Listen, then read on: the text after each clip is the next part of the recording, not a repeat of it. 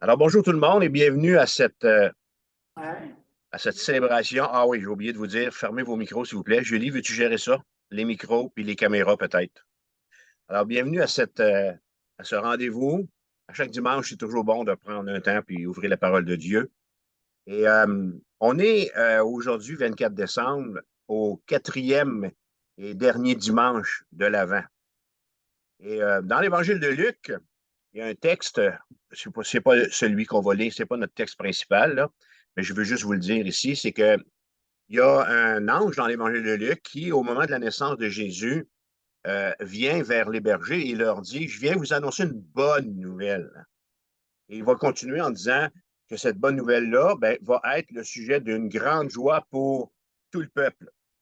Et là, il va commenter, il va donner des explications, l'ange, de cette bonne nouvelle. Il va dire, il vous est né aujourd'hui un sauveur qui est le Christ, le Seigneur. Alors, les évangiles nous parlent d'une bonne nouvelle où on reçoit un sauveur. Dans une lecture communautaire que l'on fait ici à New Richmond et à Rivière-du-Loup, du livre Dieu et l'Évangile de John Piper, notre réflexion nous aide à saisir que Dieu est au centre de la bonne nouvelle du salut en Jésus-Christ. Qu'est-ce que ça veut dire, ça? Ça veut dire que Dieu, c'est l'origine de cette bonne nouvelle. Et on peut appeler, on peut appeler donc notre célébration d'aujourd'hui le dimanche de la bonne nouvelle. Alors, par cet enseignement-là, ce que je veux faire, je veux qu'on puisse se rappeler que notre salut en Jésus-Christ, c'est l'idée de Dieu. Alors, comme croyants, dans quelques heures ce soir, vers minuit, on va tous crier les mots suivants. Joyeux Noël! Vrai ou faux? Alors, ce que je voudrais nous suggérer, je voudrais nous suggérer d'ajouter à nos démonstrations de bonheur ce soir, quand minuit va sonner, qu'on puisse ajouter ou qu'on puisse dire les mots suivants. Joyeux don de Dieu. Alors, sur quelle base est-ce que je m'appuie pour vous faire cette suggestion? Alors, je m'appuie sur une parole de Jésus, qui est notre texte pour notre leçon d'aujourd'hui, Jean 17, verset 3. Alors, c'est Jésus qui parle et il va dire, Or, la vie éternelle, alors il parle avec son Père, il est en train de prier Dieu. Et dans sa prière, Jésus dit, Or, la vie éternelle, c'est qu'ils te connaissent, toi, le seul vrai Dieu, et celui que tu as envoyé, Jésus-Christ. Alors, j'ai donné un très long titre à mon enseignement. Alors, je vous le dis, le 25 décembre, le plus beau don à recevoir, c'est Dieu révélé en Jésus-Christ. Dans 4 textes du Nouveau Testament, les apôtres Paul et Pierre vont nous dresser une liste de 31 dons spirituels. Et au travers de ces listes-là qu'on a dans ces 4 textes du Nouveau Testament, les deux apôtres veulent nous faire comprendre 2 choses. La première chose qu'ils veulent nous faire comprendre en nous donnant ces listes, c'est qu'ils veulent qu'on réalise que chaque chrétien, vous et moi, chaque chrétien à sa conversion, au moment où il reçoit de Dieu le don du salut en Jésus-Christ, au moment où il reçoit le Saint-Esprit, reçoit en plus, au minimum, nous dit la parole de Dieu, un don qui va l'aider dans son service pour Dieu. Alors, si vous savez compter, on en est déjà à plus 3. Le don du salut en Jésus-Christ, le don du Saint-Esprit et le don qui va vous servir aussi dans votre service pour Dieu. Et la Bible dit que tous ces dons, le salut, le Saint-Esprit, les dons spirituels que vous avez reçus pour le service, sont des cadeaux de Dieu.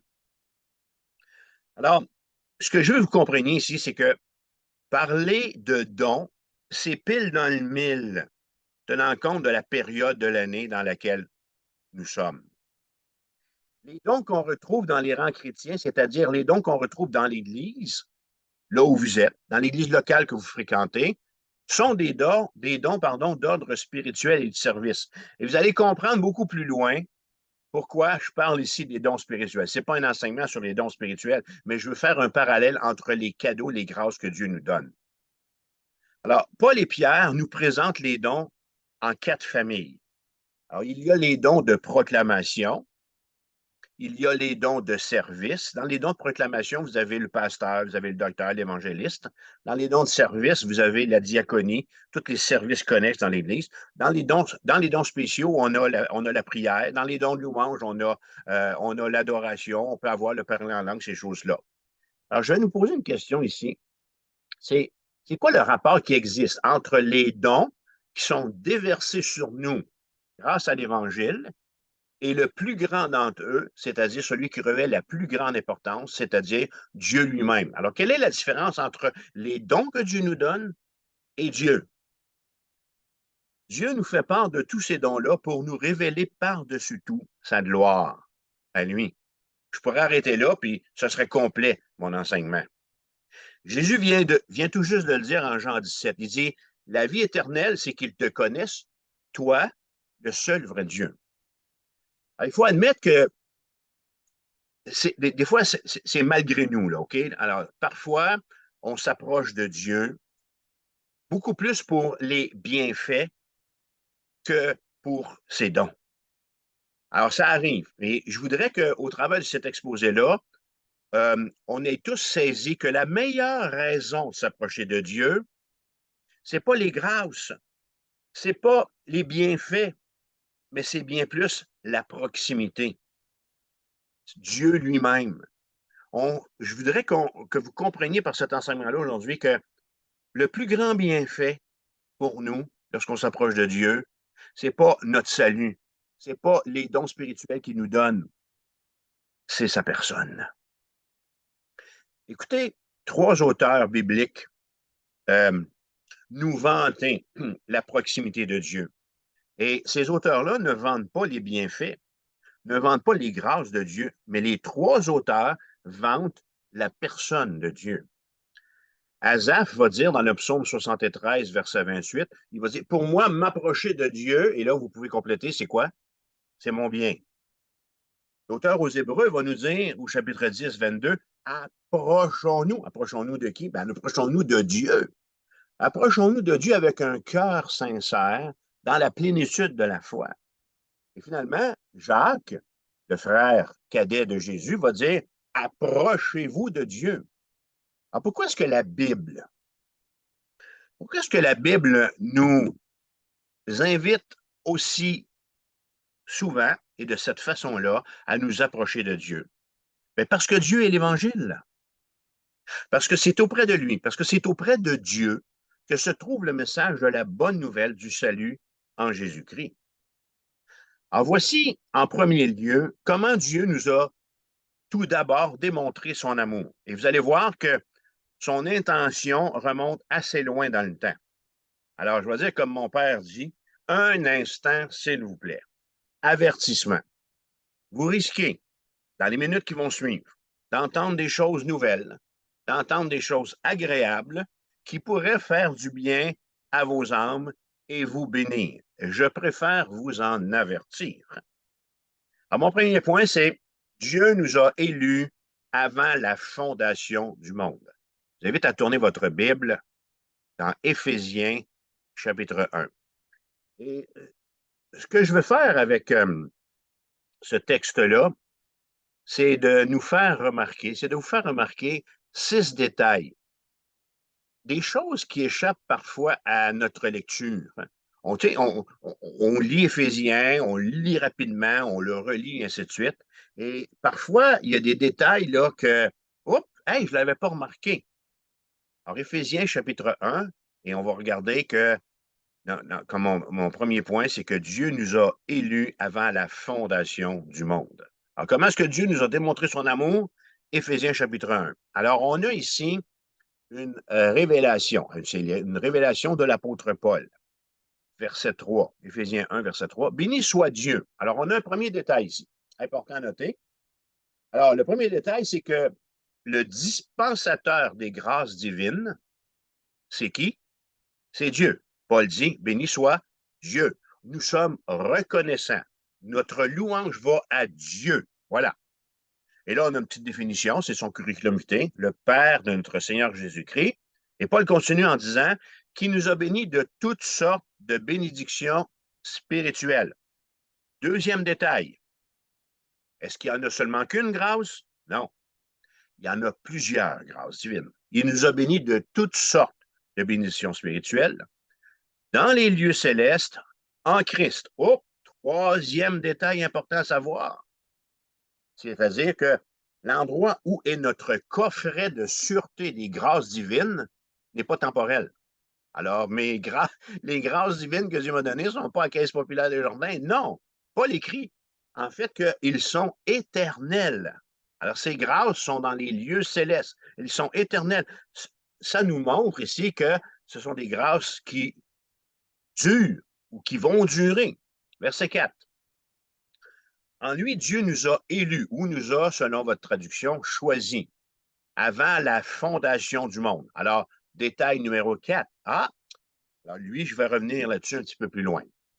Pour que nous soyons saints et irrépréhensibles devant lui, nous ayant prédestinés. Oh, un mot, ça c'est un mot condo au Scrabble, c'est sûr. Alors, détail numéro 5, je vais y revenir également. Dans son amour, à être ses enfants d'adoption par Jésus-Christ, selon le bon plaisir de sa volonté. Détail numéro 6, et j'y reviens aussi sous peu, à la louange de la gloire de sa grâce.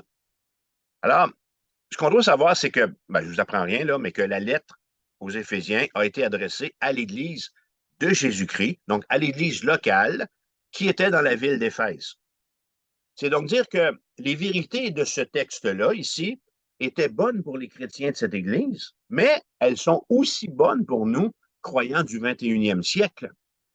Alors, on a dans ce texte des détails très importants qui nous informent clairement, très clairement, sur les intentions de Dieu nous concernant.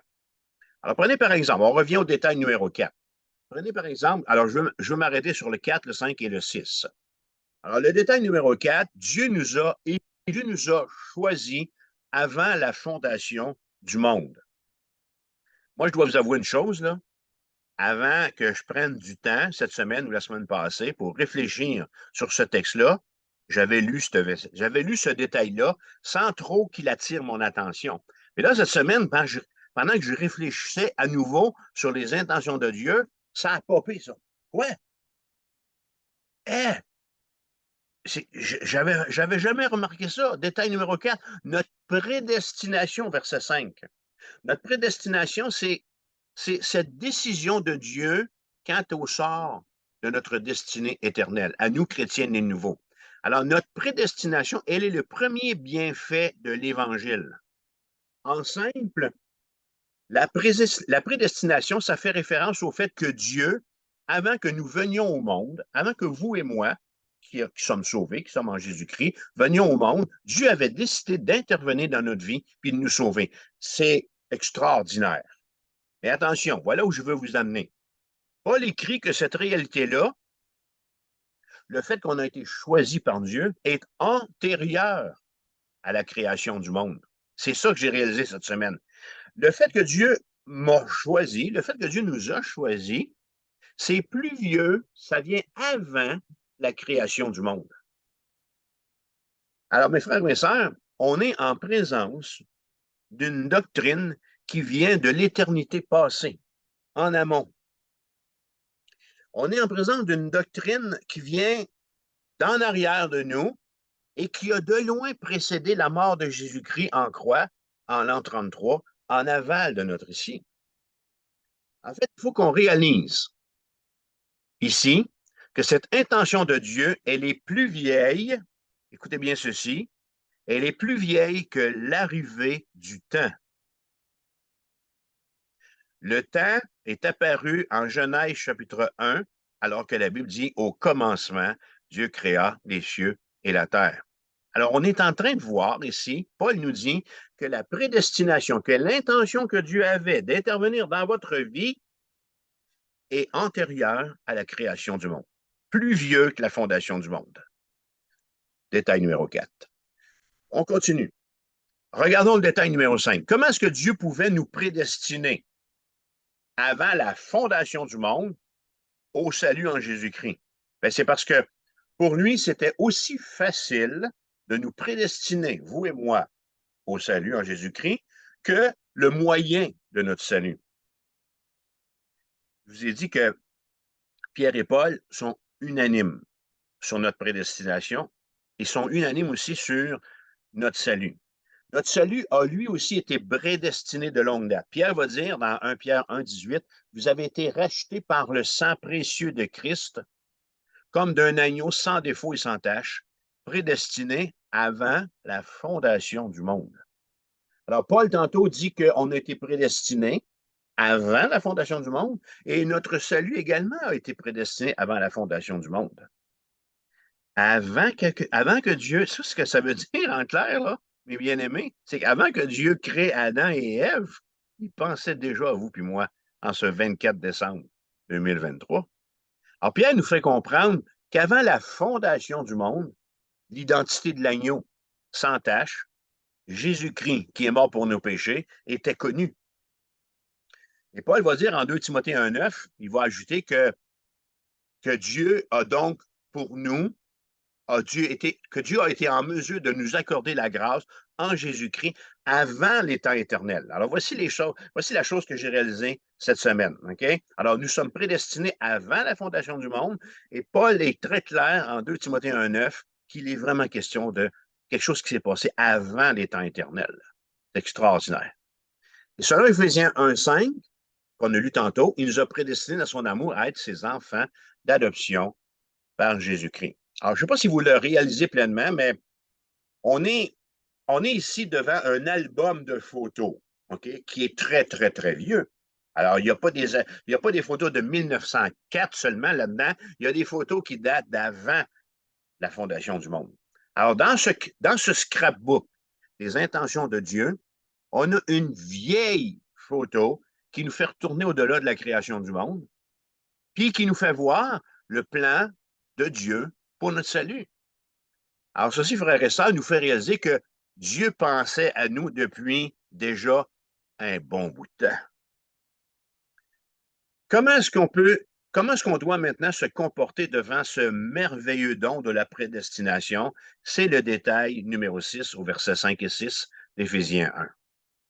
Alors, comment est-ce qu'on peut se comporter devant ce merveilleux don acquis au prix du sang de Christ et adopté grâce à Christ? Alors, Paul nous fournit la réponse à cette question, verset 5. Il nous a prédestinés selon le bon plaisir de sa volonté pour célébrer la gloire de sa grâce.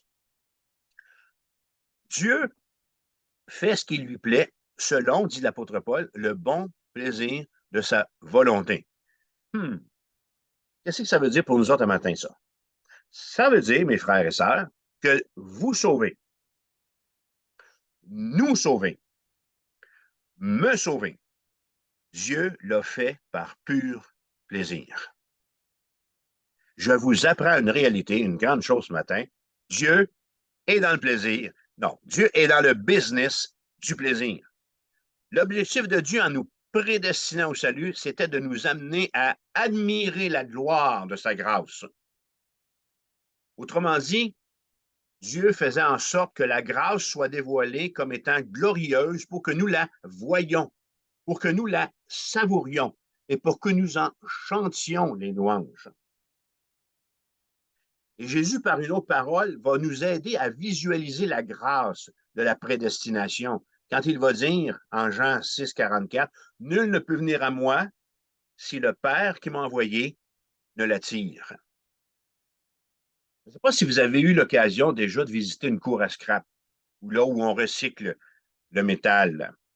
Dans un tel endroit, on retrouve on appelle ça une électroaimant.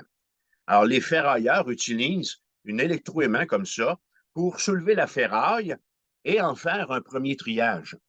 Et lorsque le courant passe dans cet aimant-là, cette force électromagnétique-là, ce qu'elle a fait, c'est qu'elle attire les morceaux de métaux ferreux qui sont à proximité, mais ça n'a aucun effet sur les autres métaux qui sont non ferreux. Exemple comme l'aluminium ou le cuivre, ils vont rester au sol. Alors, quand Jésus dit en Jean 6, 44, si le Père qui m'a envoyé ne l'attire, le verbe qu'utilise Jésus ici, attirer, est un verbe qui décrit l'action d'une force irrésistible. Et c'est pour ça que l'image de l'électroaimant va nous servir. Dans la littérature grecque ancienne, on utilisait ce verbe-là, attirer, pour parler de l'homme affamé qui était attiré par la nourriture. Alors, de façon semblable, l'élection voulue de Dieu attire à lui, attire à Dieu tous ceux qui ont été prédestinés à son amour et à son pardon, et ça n'a aucun effet sur les autres. Alors, de toute éternité, nous dit la parole de Dieu, avant la fondation du monde, et donc indépendamment de tout mérite de notre part, Dieu nous a élus en Christ. Je pense que ça mérite un Amen pour ceux qui sont en salle. Il y a une deuxième chose fascinante avec cette grâce divine, la prédestination, c'est-à-dire cette décision de Dieu quant au sort de notre destinée éternelle. Le plus extraordinaire dans la prédestination, c'est qu'on a quand même notre mot à dire. Je devrais parler plutôt ici, notre choix à faire. L'homme a une volonté. L'homme a une volonté que la Bible lui reconnaît. Et sans Dieu, la volonté de l'homme, elle est prisonnière du péché. Mais la Bible dit que l'homme peut choisir Dieu parce que Dieu a rendu ce choix possible. Jésus a dit ceci, quiconque croit en moi ne périra point, mais il aura la vie éternelle. Et il rajoute ailleurs, quiconque vit et croit ne mourra jamais. Alors voilà ce qu'il y a de divin avec la grâce de la prédestination. Dieu m'a choisi, mais à la fois, il me laisse libre d'accepter cette élection. Alors, qu'est-ce qu'on peut dire de plus devant la prédestination? Dieu a initié notre salut. Dieu est le responsable. En second lieu, Dieu nous a démontré son amour par l'incarnation de son Fils. Alors là, on passe de la lointaine intention de Dieu de nous sauver avant la fondation du monde, décidée dans l'éternité passée, à la nuit de Noël. Deuxième point, Dieu est venu parmi nous. Et je pense que un des passages de la Bible le plus important ou le plus significatif concernant le sujet de l'incarnation, c'est celui de Jean, chapitre 1, verset 14, quand il est écrit que la parole a été faite chair. C'est ce qu'on célèbre. La parole, Jésus-Christ, a été faite chair. Et Jean continue en disant, elle a habité parmi nous, pleine de grâce et de vérité, et nous avons contemplé sa gloire, une gloire comme la gloire du Fils unique venu du Père. On appelle l'incarnation la venue du Fils de Dieu sur la terre. Et Jésus nous présente dans ce texte, parce que c'est lui qui parlait, le plus grand événement qui soit accompli depuis la création du monde, par cette même parole. Parce que c'est écrit qu'au commencement, Dieu créa les cieux et la terre. Alors Dieu parla les cieux et la terre. Alors la parole a créé le monde et la parole s'est faite chair. Alors Jésus nous explique comment il est venu chez nous. En termes clairs, ce qu'on a dans Jean chapitre 1, verset 14, c'est presque le récit d'une journée de camping. OK? Alors, Dieu est venu parmi nous. Le terme qui est utilisé ici, c'est tabernaclé. Dieu a tabernaclé. Jésus a tabernaclé. Il a planté sa tente parmi nous. Il est venu vivre sur terre pendant 33 ans avec nous. Pour payer le prix de notre prédestination, il faut qu'on réalise 3 choses que Dieu a dû faire.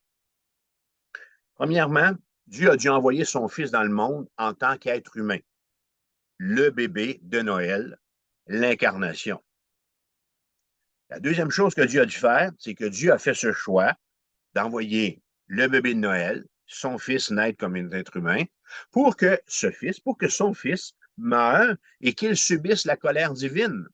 L'homme, Dieu, à Golgotha, la crucifixion.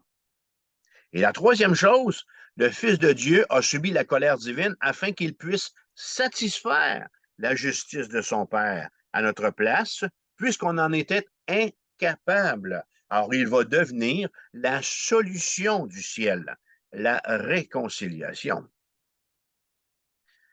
Paul, en Philippiens chapitre 2, va reprendre ce thème et il nous présente la raison motivant l'incarnation. Je lis pour vous. Philippiens chapitre 2, verset 7. Christ s'est dépouillé lui-même. Il s'est humilié, se rendant obéissant jusqu'à la mort de la croix. C'est pourquoi, dit Paul, aussi Dieu l'a souverainement élevé et lui a donné le nom qui est au-dessus de tout nom, afin qu'au nom de Jésus, tout genou fléchisse dans les cieux, sur la terre et sous la terre, et que toute langue confesse que Christ est Dieu, à la gloire de Dieu le Père. Alors pourquoi l'incarnation? On l'explique. L'incarnation avait comme double but de révéler la souveraineté de Christ et la gloire de Dieu. Souveraineté, c'est quoi la souveraineté? La souveraineté, c'est un pouvoir suprême. C'est un pouvoir qui l'emporte sur tous les autres et qui implique une exclusivité absolue. Alors, c'est une définition du Larousse qui nous aide à comprendre Philippiens 2 concernant la souveraineté de Christ. Verset 9. Dieu lui a donné le nom qui est au-dessus de tout nom. Alors, souveraineté, au-dessus. Il n'y a pas de nom plus important et plus grand que le nom que Jésus a reçu. Verset 10. Afin qu'au nom de Jésus, tout genou fléchisse. Et là, Paul est assez particulier. Il explique dans les cieux, sur la terre et sous la terre, impliquant les démons, et ainsi de suite. Tout genou fléchisse. Alors, encore là, on voit l'idée de souveraineté. Et finalement, verset 11, que toute langue confesse que Jésus-Christ est Seigneur. Alors, voilà ce que produit la souveraineté de Christ. Mais je vais aller plus loin avec ma réponse à la question, pourquoi l'incarnation? Pourquoi l'incarnation, pardon, en abordant cette question sous un autre angle. Et ce que je veux faire ici, c'est nous faire réaliser que le bébé de Noël, là, c'est bien plus qu'un petit blond, là, qu'un beau petit poupon adorable. Quelle est la plus glorieuse conséquence de l'incarnation de Jésus-Christ? L'incarnation, le bébé de Noël. L'incarnation rend possible la réconciliation de Dieu avec l'homme. L'incarnation procure au genre humain le seul moyen de réconciliation qui supprime les effets de la chute. Rappelez-vous la désobéissance de nos premiers parents, d'Adam et Ève, qui ont été chassés de la présence de Dieu. OK? Alors, l'incarnation, le bébé de Noël, procure au genre humain le seul moyen de réconciliation qui supprime les effets, OK, de la désobéissance de nos premiers parents par le fait que Dieu vient au-devant des besoins de ses créatures, c'est-à-dire nous. Dieu est venu à nos devants. Qu'est-ce que Dieu a trouvé comme solution pour enlever d'au-dessus de chacune de nos têtes les effets de la chute puis ses lourdes conséquences? Comment est-ce qu'il a fait ça? Il l'a fait par le bébé de Noël. Vous savez, Dieu semble nous dire, alors qu'on porte les regards sur le bébé de la crèche de Luc 2, alors on ouvre notre Bible, Luc 2, puis on regarde la crèche. Alors, je veux faire parler Dieu ici. Alors, Dieu semble nous dire ceci. Voici ce que j'ai trouvé de plus efficace. Le bébé de Noël pour vous permettre d'être réconcilié avec moi. Alors, l'incarnation à Bethléem, elle est la réalisation du plan de grâce du Père par lequel Dieu s'identifie lui-même à l'homme dans la personne de son Fils. L'auteur aux Hébreux va nous dire au chapitre 11, verset 1, qu'après avoir autrefois, à plusieurs reprises et de plusieurs manières, parlé à nos pères par les prophètes, Dieu, dans ces derniers temps, nous a parlé par le Fils. Quel dernier temps? C'est nous autres, ça. C'est notre ère. C'est l'ère de la grâce. Depuis la naissance de Jésus, je devrais dire depuis sa mort et sa résurrection, nous sommes dans l'ère de la grâce. Le Père céleste suit son bien-aimé Fils, OK, qui s'est donné pour l'accomplissement de ce plan de manière à réconcilier Dieu et l'homme. L'incarnation, c'était donc la seule voie par laquelle le Fils de Dieu pouvait s'offrir en substitut à notre place pour absoudre, pour justifier le pécheur, pour satisfaire les exigences de la justice divine et pour procurer à l'homme la paix avec Dieu. On ne passe pas à côté. Il faut qu'on vive l'incarnation. Nous devons tous tomber en admiration devant le bébé de Noël, parce que c'est par là que passe le salut.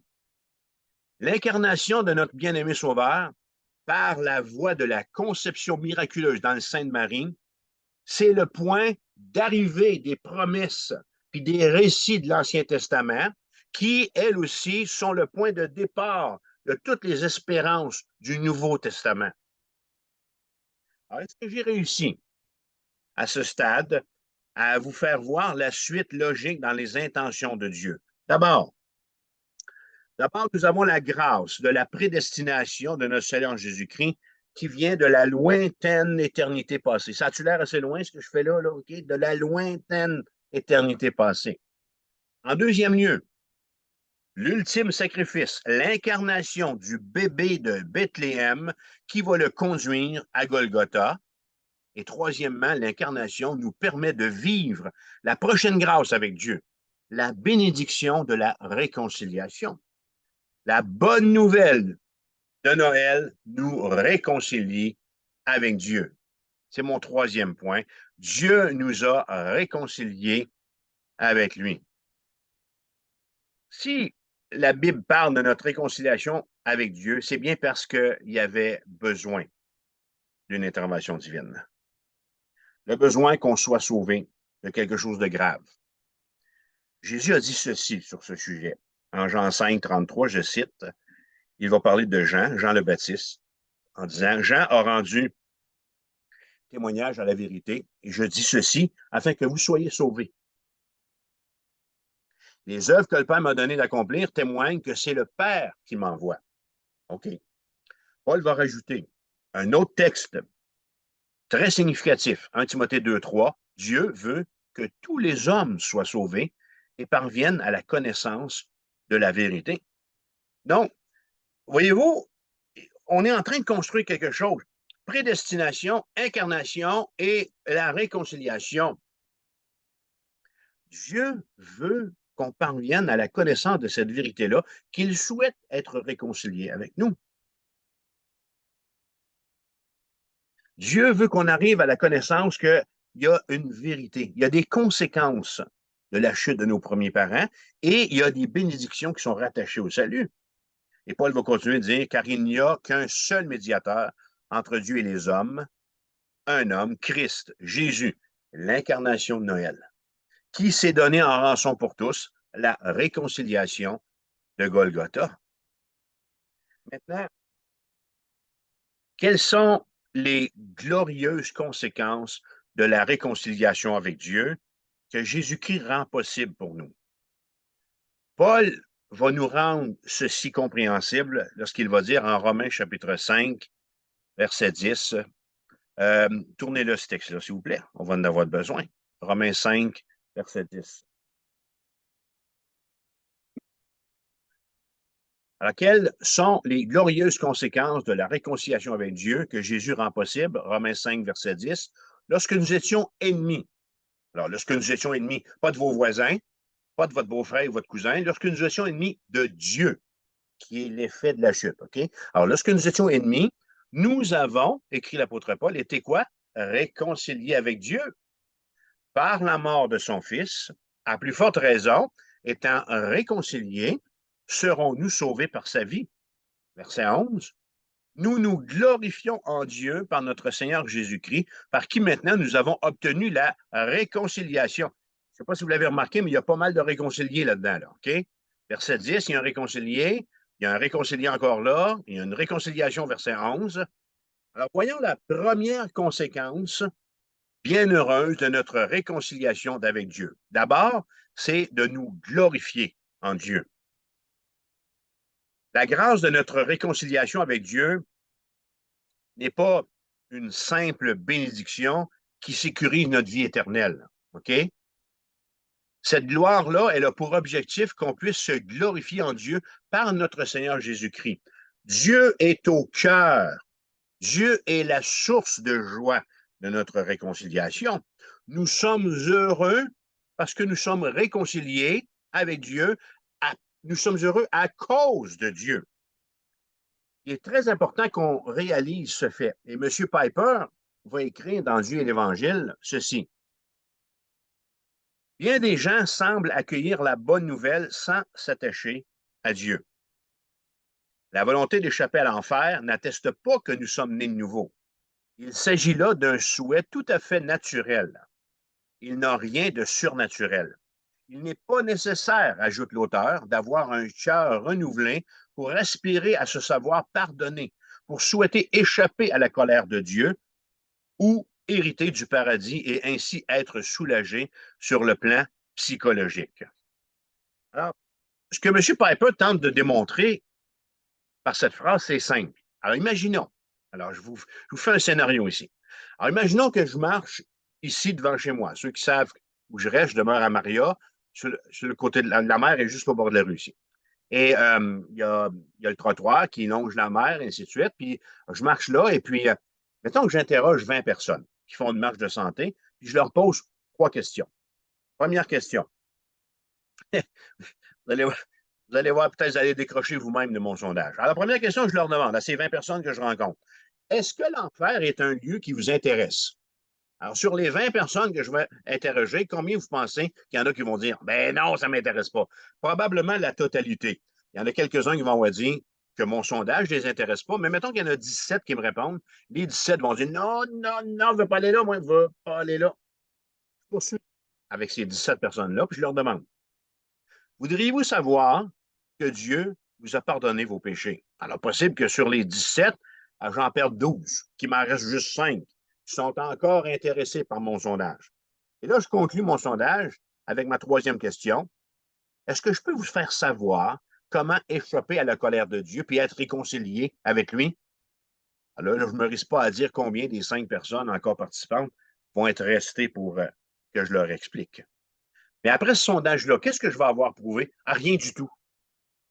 Sinon qu'un bon nombre de citoyens de Maria ne sont pas du tout intéressés par l'enfer. Et savez-vous quoi? Ben, c'est la réalité pour la majorité des Québécois. Sans qu'il y ait de changement dans les cœurs. Avoir peur de l'enfer, ou je vais aller même plus loin, même aller à l'Église. Le fait que vous soyez peut-être assis dans une église en ce moment n'a rien à voir, n'est pas une preuve que vous êtes réconcilié avec Dieu et que vous vous glorifiez en lui. Voici ce que Paul a à dire des changements subis chez le chrétien une fois qu'il est réconcilié avec Dieu.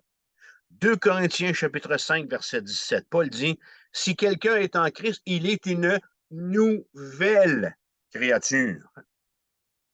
Est-ce qu'il y a quelque chose là-dedans que j'ai besoin de mettre l'emphase sur certains mots? Si quelqu'un est en Christ, alors vous, comme chrétien, né de nouveau, vous êtes une nouvelle créature.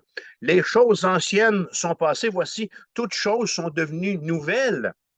Et, va dire l'apôtre Paul, cela ne vient pas de vous, ça vient de Dieu qui vous a réconciliés avec lui par Christ et qui nous a donné le ministère de la réconciliation. Encore la réconciliation qui revient ici sous la plume de l'apôtre Paul. Ce qui prouve qu'on a été changé, mes bien-aimés, c'est qu'on désire ces dons-là. On les désire, ces dons-là, parce qu'ils nous permettent de prendre plaisir en Dieu. En d'autres mots, ce que nous avons vécu avec Dieu au moment de notre salut en Jésus-Christ, en nous, crée un nouveau souci. Le souci de faire connaître notre joie du salut en Jésus-Christ à ceux qui nous entourent et qui nous sont chers, que j'appelle ici le mandat 222, pour 2 Timothée 2.2. Ce que tu as reçu de moi, confie-le à des hommes fidèles qui, à leur tour, vont être capables de le confier à d'autres. Alors, le fait là, que vous soyez intéressé, le fait que vous soyez motivé de partager à autrui, aux autres personnes, votre histoire, ce que Dieu a fait dans votre vie, comment il vous a prédestiné, comment il vous a choisi avant la fondation du monde, comment il est intervenu dans votre vie en envoyant le bébé de Noël et comment il vous a réconcilié avec lui par le sacrifice de Jésus à la croix, ça, c'est votre histoire, OK? C'est ça que ça crée, le fait qu'on appartient à Jésus-Christ, le désir de raconter ce qui s'est passé. Alors, Paul vient de dire que l'évangile de Jésus-Christ, c'est la bonne nouvelle, selon laquelle Dieu a fait tout le nécessaire. Est-ce qu'il y a quelque chose qu'on a dû faire là-dedans? On a juste eu à dire oui. Dieu a fait tout le nécessaire au prix de la vie de son Fils pour qu'on devienne passionné parce qu'il va nous rendre heureux pour l'éternité, c'est-à-dire lui-même. Alors, par conséquent, quand nous prêchons l'évangile de la réconciliation, nous ne devons pas centrer uniquement notre prédication, notre message sur l'élimination de l'inimitié qu'elle procure. Ça, c'est le bienfait. Mais on doit se centrer sur la joie qu'on découvre dans la personne de Dieu. Paul a dit, Romains 5:11, nous nous glorifions en Dieu par notre Seigneur Jésus-Christ, par qui maintenant nous avons obtenu la réconciliation. On se glorifie en Dieu. Alors, ma gloire, c'est d'être en Dieu. Je me glorifie en Dieu. Ma gloire, c'est pas mes dons. Ma gloire, c'est pas mon Église. Ma gloire, c'est pas ce que je suis capable de faire pour le Seigneur. Ma gloire, c'est Dieu lui-même. Ça va? Je vous ai dit qu'il y a 3 conséquences. La deuxième conséquence bienheureuse de notre réconciliation, c'est ça, vous l'avez deviné, de réconciliation avec Dieu. Et c'est ici que je reviens à mon verset d'ouverture, Jean 17, verset 3. Excusez le bégaiement.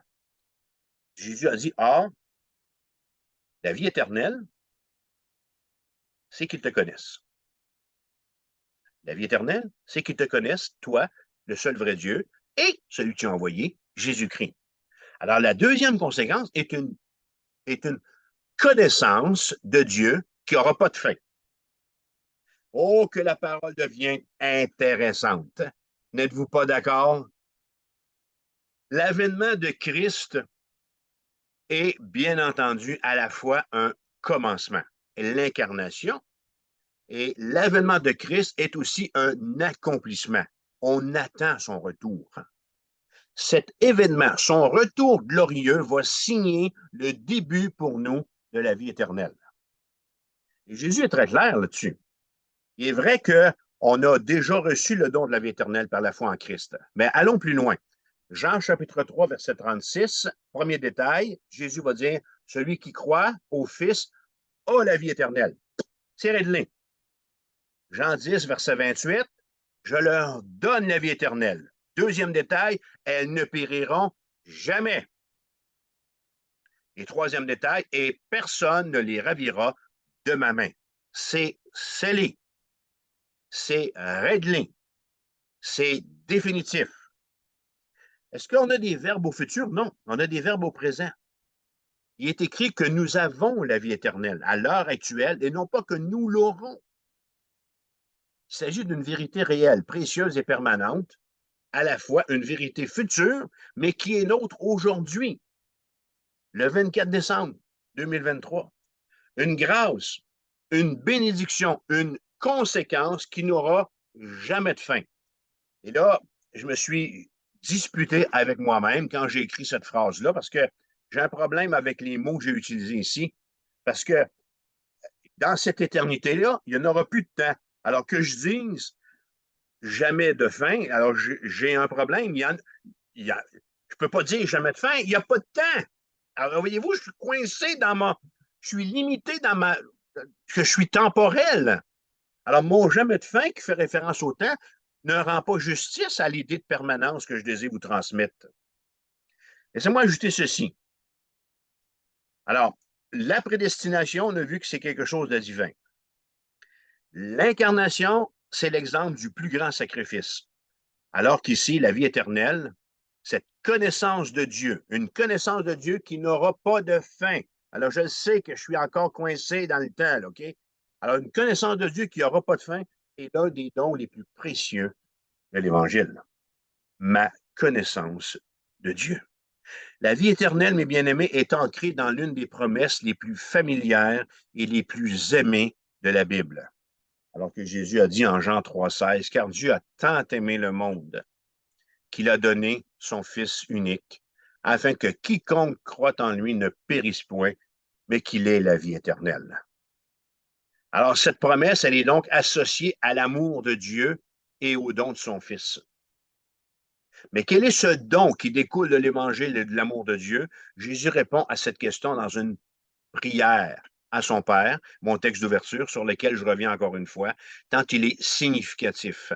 Or, la vie éternelle, c'est qu'ils te connaissent, toi, le seul vrai Dieu, et celui que tu as envoyé, Jésus-Christ.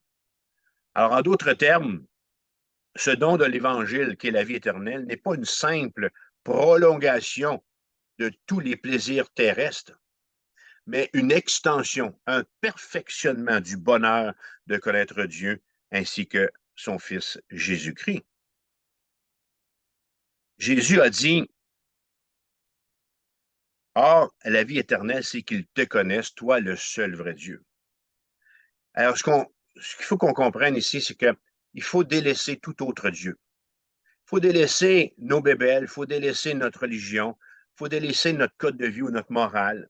Il faut délaisser tout autre délice qui n'est pas en Christ.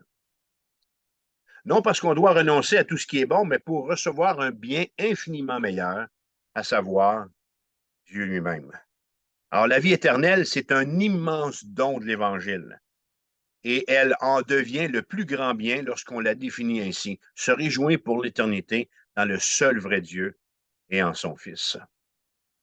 Alors, en conclusion, qu'est-ce que je souhaite qu'on retienne de cet enseignement-là? Trois choses. Trois choses qui vont nous aider à saisir pourquoi j'ai commencé cet enseignement-là en parlant des dons spirituels. D'abord, évitons de devenir idolâtres et centrés sur nous-mêmes quand on prend plaisir dans les dons que Dieu nous fait. Des dons que Dieu nous fait comme la famille, l'Église, nos dons spirituels, nos biens matériels, ce qu'on peut faire pour Dieu, ou tout ce qui risque de nous amener à lever nos yeux sur Dieu, OK? Pour les porter sur un bienfait ou sur une de ses grâces. C'est une démarche qui est risquée. On ne doit pas rechercher, les frères et sœurs, notre satisfaction dans ses bénédictions. Notre satisfaction se trouve en Dieu, qui, dans son plan d'amour, plus vieux que les temps, pensait à nous, qui nous donna le bébé de Noël, Jésus, qui à son tour est le moyen de nous réconcilier avec Dieu. Ça, c'est la première chose qu'il faut se souvenir. La deuxième chose que je veux qu'on se souvienne de cet enseignement-là, c'est que les dons de Dieu doivent amener notre âme à être satisfait en la gloire de Dieu seul, révélé dans l'Évangile de Jésus. Pourquoi? Parce que Dieu est l'Évangile. C'est lui le centre de toute chose. Et la troisième chose que je veux qu'on retienne, j'ai dit tantôt en introduction que le 25 décembre, le plus beau don à recevoir, c'est Dieu révélé en Jésus-Christ. Vous savez, la meilleure façon d'adorer Dieu en ce moment, en ce temps précis, en ce moment même de l'année, c'est d'accepter pour vous la manifestation d'amour qu'il a eue, si ce n'est pas encore fait. Et je relis le même texte de tantôt pour vous, Jean chapitre 3, verset 16. Car Dieu a tant aimé le monde qu'il a donné son Fils unique. Donné. C'est le mot. Le salut est important, mais le fait ici que Dieu a donné son Fils, là, je pense que c'est le mot clé, c'est le mot pivot ici. Dieu a tant aimé le monde qu'il a donné son Fils unique, afin que quiconque croit en lui ne périsse point, mais qu'il ait la vie éternelle. Et Jésus continue en disant que Dieu, en effet, n'a pas envoyé son Fils dans le monde pour qu'il juge le monde, mais pour que le monde soit sauvé par lui. En 1977, le chanteur disco John Paul Young, les boomers parmi nous, vous allez vous souvenir, a lancé le succès mondial Love is in the air, l'amour est dans l'air. Et voici ce que relate un peu cette chanson. Je l'ai réécoutée cette semaine, je l'ai analysée, j'ai scruté les paroles. Et celui qui a écrit, c'est pas John Paul Young qui a écrit les paroles, mais l'auteur euh, écrit ceci. L'amour est dans l'air. Love is in the air. Partout où je regarde, autour de moi, l'amour est dans l'air. Chaque vue, chaque son, c'est là quand je regarde dans tes yeux, c'est là c'est là dans le murmure des arbres, c'est là dans le tonnerre, c'est là dans la mer, c'est là dans le lever du soleil, c'est là quand la journée est presque terminée. Et là où j'ai été attiré, c'est sur le refrain. OK, qui tourne comme ça à chacun des couplets, où le chanteur dit « Je ne sais pas si je suis sage, mais je sais que c'est quelque chose en quoi je dois croire. » Alors, en ce dimanche de Noël, l'amour de Dieu envers nous, l'amour de Dieu envers vous, c'est quelque chose en quoi vous devez croire. Avez-vous reçu ce don? Avez-vous reçu ce cadeau qui a coûté si cher à Dieu, qui a permis que son Fils quitte la gloire de son ciel pour naître humblement dans une étable?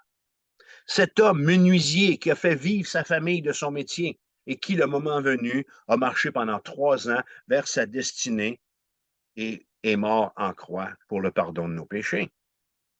Alors pourquoi en ce 24 décembre, on ne prendrait pas un temps ensemble pour prier? Et si vous n'avez pas fait cette décision-là encore, de donner votre vie au Seigneur Jésus-Christ, pourquoi pas le faire aujourd'hui? Le 25 décembre, le plus beau cadeau à recevoir, c'est de recevoir Dieu, de recevoir cette réalité, de comprendre que de toute éternité, avant la fondation du monde, Dieu avait les regards sur votre vie, sur ce que vous vivez aujourd'hui. Peut-être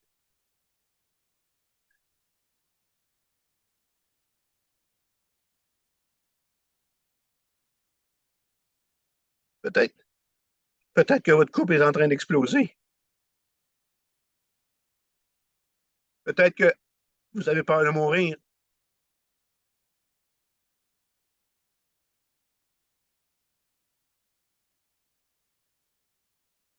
Peut-être que vous n'avez aucune certitude sur ce qui va, sur ce qui va vous arriver après votre mort, sur ce qui vous attend au-delà de vos 70, 90 ans. Que sais-je? Avez-vous reçu ce cadeau de Dieu qui lui a coûté si cher? Hein?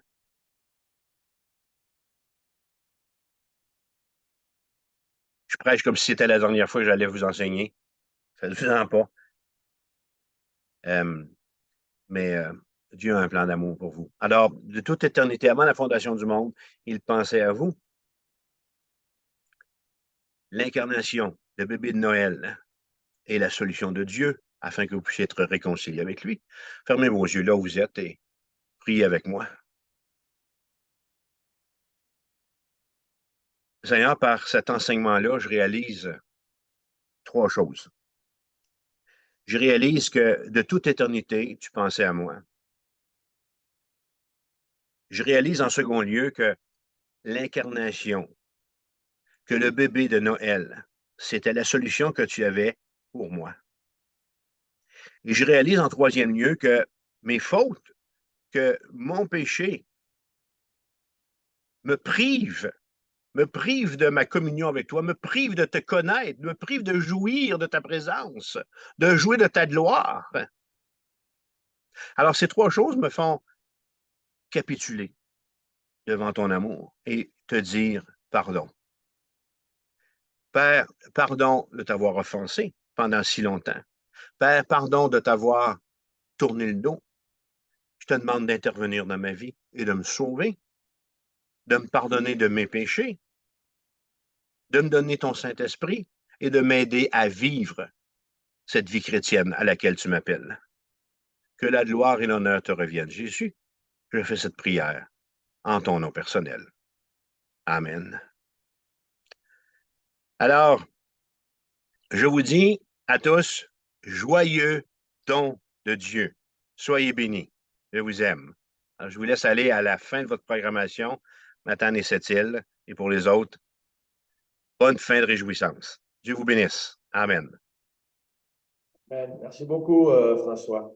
Tu nous enverras un lien pour ceux qui n'ont pas pu écouter, puisque c'est enregistré. Ce sera sûrement un bon message à réécouter. Amen. Merci. Je vais vous faire suivre le lien. Dieu vous bénisse. Au revoir. Toi aussi. Joyeux Noël. Merci encore. Merci à tous ceux qui sont en ligne. Un petit tour d'horizon.